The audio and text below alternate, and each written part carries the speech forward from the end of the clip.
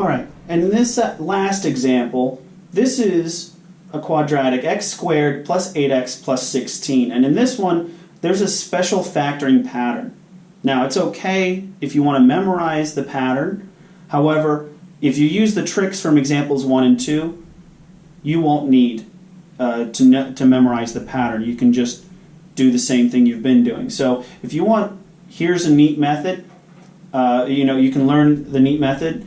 This is called a perfect square trinomial. And what that means is that if C, the last number, is a perfect square as it is here, and the middle number happens to be double the square root of that number. So the square root of 16 is 4.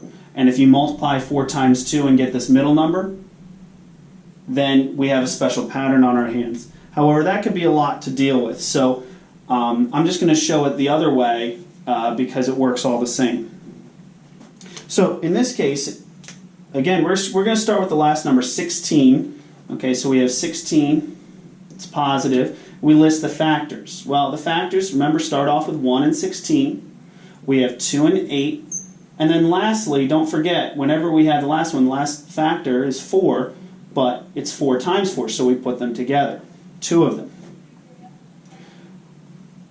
As you can see, the two numbers that multiply to 16 but add to 8 are 4 and 4. This is why it's a special factoring pattern.